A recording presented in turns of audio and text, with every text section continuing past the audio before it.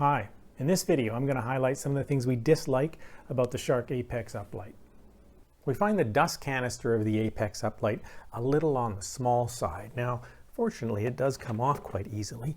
You can see here that it is fairly narrow, and as a result it only has a capacity of 0.68 quarts. Now if we compare that to a couple of other Shark machines, we've got the full-size Pet Pro here. Now the dust canister here is 2.8 quarts, so you can see there is a huge difference. Now of course if you're talking about smaller stick vacs, we've got the ion flex there. You can see the dust canister there. It only has a capacity of 0.3 quarts, so it is really small. But overall, if you're doing whole house cleaning with this, you will have to empty it more frequently than you would with a full-size machine. We find the vacuum a little harder to move than expected. We somehow thought because it was lightweight it would be just a little bit easier, and it's not really.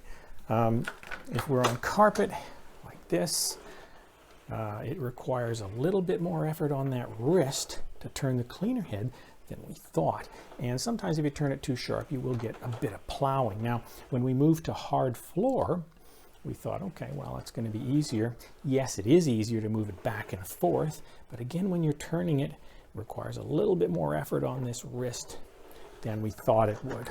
Now, it's not anything to be too concerned about, but if you're thinking, hey, this is a lightweight unit, it's just going to be a breeze to move around, it's not really the case. We find the edge cleaning capabilities of the UpLight a little bit weak. Now, we've done a test. We've taken some chili flakes, put them on this low pile carpet up against our baseboards, and we've done one pass. Now, we've done that with the UpLight, then we've done it with a popular Shark NV752. We're going to show a clip next, and I think you'll see that the NV752 does do a better job.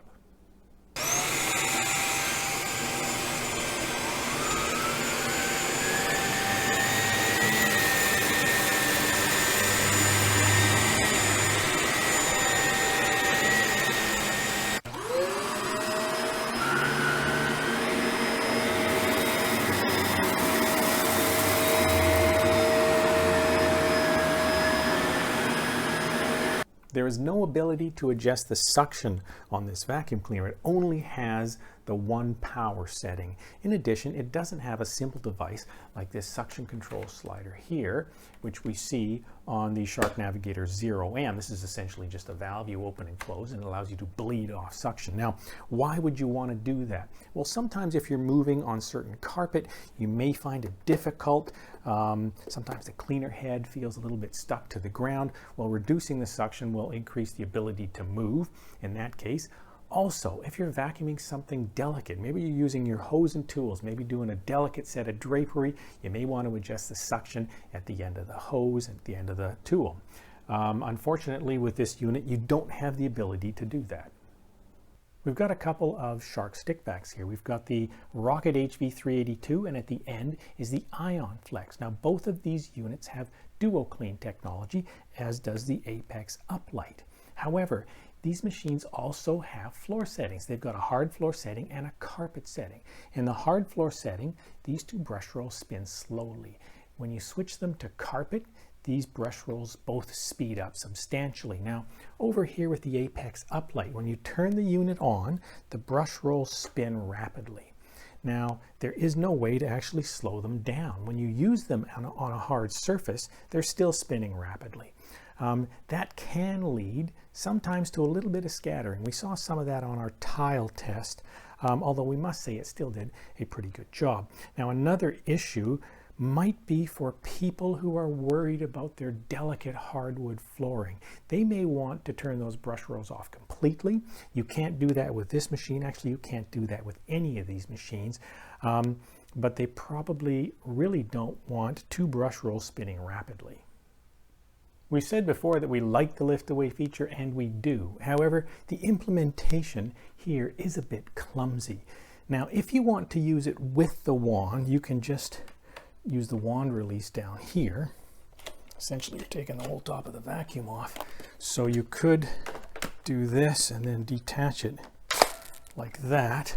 So you've got this in one hand and you're using the hose, wand, and potentially a tool on the end.